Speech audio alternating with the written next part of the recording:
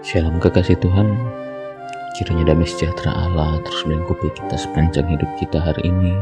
Dalam kita memulai aktivitas kita, kuasanya dicurahkan dan selalu menyertai kita. Mari kita berdoa sebelum kita mulai aktivitas kita dan mendengarkan perenungan kita bersama-sama. Dalam kasih Tuhan kami selalu menikmati anugerah-Nya. Dalam kasih Tuhan kami menikmati berkat-berkat-Nya. Dalam kasih Tuhan kehidupan kami mengalami proses, bahkan terus mengalami pertumbuhan di dalam iman kami. Kami mau untuk menjadi pribadi-pribadi yang menyenangkan Tuhan melalui perbuatan kami, dan kami mau biarlah kuasa-Mu bekerja di dalam kehidupan kami. Roh Kudus, bimbingan-Mu sekali lagi kami minta untuk kami dapat takkan kebesaran dan kemuliaan Tuhan bagi orang-orang yang belum mengenal Engkau. Kuasa-Mu terlebih besar di dalam hidup kami, kuasa-Mu melimpah dan dinyatakan di dalam kehidupan kami. Bapa, kami bersyukur hari yang luar biasa ini kami sambut dengan penuh sukacita dan penuh pengharapan dalam Tuhan. Dalam nama Tuhan Yesus kami sudah berdoa. Haleluya. Amin.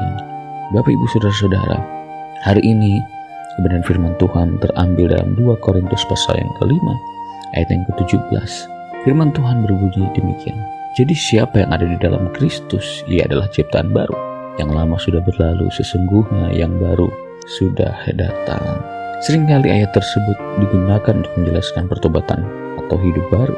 Dalam konteks orang Kristen terkini, ayat tersebut tetap relevan karena untuk menjadi orang Kristen terkini, kita harus meninggalkan yang lama agar tidak berjalan dalam kekinian bersama dengan Tuhan. Kekinian bukan harus modern semata-mata, tetapi kita harus mengikuti kegerakan Tuhan, menjadi orang yang dikinikan, bukan oleh dunia tetapi oleh Tuhan. Banyak orang Kristen tidak dapat menjadi orang Kristen terkini karena terjebak oleh kemalasan belajar dan ketidakpedulian, sehingga mereka tidak mengerti dan tidak mendapat pengetahuan yang cukup dalam tentang kehidupan orang Kristen. Orientasi kepada masalah juga akan menyebabkan orang percaya tidak dapat mengikuti kegerakan Tuhan. Sadarilah bahwa Kristenan bukan hanya menyangkut penyelesaian masalah saja. Jadi ketika kita sudah dibenarkan oleh Tuhan, sudah hidup di dalam pembaharuan, maka tidak perlu lagi kita menoleh ke belakang untuk melihat setiap masa lalu kita, bahkan terjebak dalam penyesalan, terjebak dalam intimidasi bahwa ketidaklayakan itu terus ada dalam hidup kita. Tetapi sekali lagi firman Tuhan mengatakan bahwa setiap kita yang sudah menerima Kristus atau yang ada dalam Kristus, kita adalah ciptaan yang baru. Semua kehidupan yang lalu itu sudah berlalu dalam kehidupan kita. Sesungguhnya yang baru sudah datang, yaitu apa? Kasih karunia Tuhan dan pembaharuan penyucian-Nya. Setiap kita akan mengalami pertolongan Tuhan dalam menjalani kehidupan kita. Orang Kristen terkini bukan hanya rajin mendengarkan khotbah atau topik-topik baru. Ketika kita hanya mengandalkan topik baru sementara paradigma dan pola pikir masih lama, maka kita tidak dapat dikatakan sebagai orang Kristen terkini. Mengapa? Karena kita mempunyai pikiran dan pola pikir yang tertawan oleh masa lalu kita. Kita terlalu terjebak dalam masa lalu kita. Orientasi pikiran kita tidak terfokus pada pembaharuan, tapi terjebak di dalam pikiran-pikiran lama kita.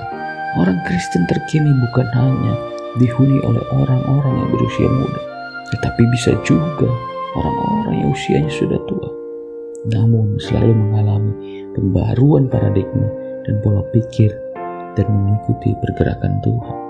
Jadi orang Kristen terkini tidak hanya orang-orang muda yang penuh dengan antusias, penuh dengan mode ataupun tren-tren yang lagi booming saat ini, tetapi juga harus disertai dengan kehidupan dan pola pikir yang mengikuti pergerakan Tuhan.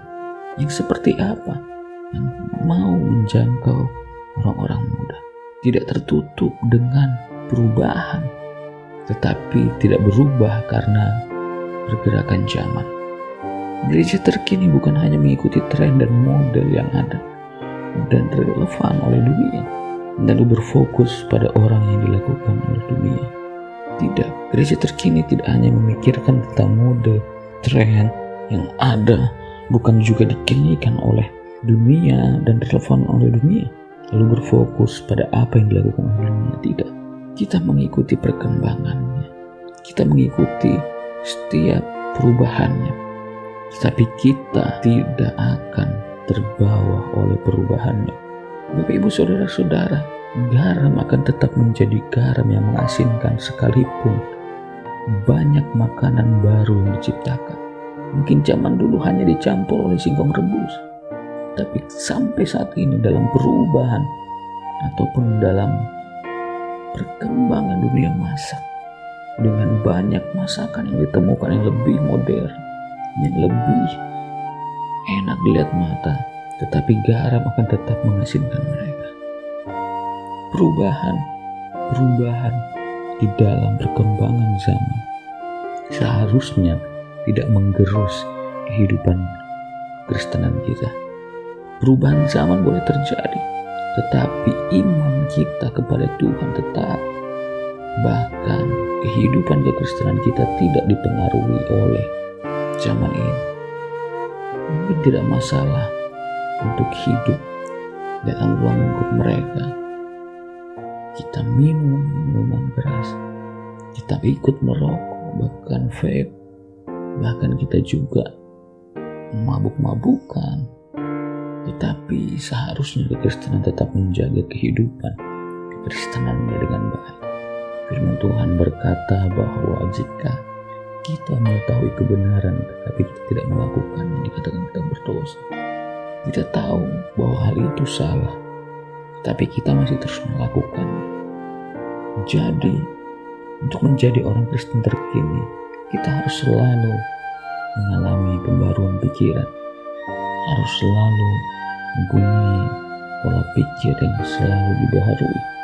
Dalam Roma 12 ayat 2 berkata, janganlah kamu menjadi serupa dengan dunia ini, tetapi berubah lalu pembaharuan budimu, sehingga kamu dapat membedakan mana kehendak Allah, apa yang baik, yang berkenan kepada Allah, dan yang sempurna.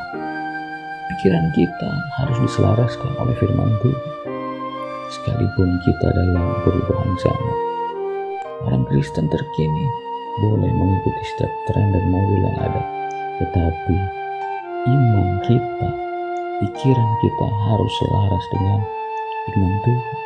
Kemudian kita harus belajar memahami kegerakan Tuhan, bahwa Tuhan tidak pernah antipati dengan perubahan zaman. Tuhan hanya anti dengan dosa.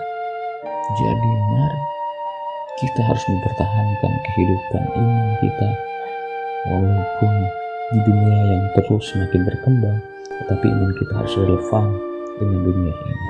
Tidak mengikuti perkembangan zaman, tidak terbawa atau tergerus oleh perkembangan zaman, tetapi pola pikir kekristenan kita dan iman kita, perbuatan kita tetap mengikuti pergerakan Tuhan. Mari kita berdoa. Tuhan Yesus, tuntun kami hari ini, bimbing kami dalam kebenaran-Mu. Kami mau untuk terus mempertahankan iman kami, sekalipun dunia mengalami perubahan, tetapi kami mau tetap sama seperti garam, tetap mengasingkan masakan sekalipun menghadapi perubahan. Terima kasih Bapa, Engkau memakai kami menjadi orang-orang Kristen terkini yang mendatangkan kasih sukacita bagi orang lain dan kemerdekaan bagi mereka. Tolong kami dan bimbing kami sepanjang hari yang disertai oleh Tuhan, sehingga kami boleh membawa kemuliaan bagi mereka, bagi nama-Mu Tuhan. Terpujilah Engkau Allah kami yang hidup. Kami bersyukur dalam nama Tuhan Yesus. Haleluya. Amin. Terima kasih. Tuhan Yesus memberkati.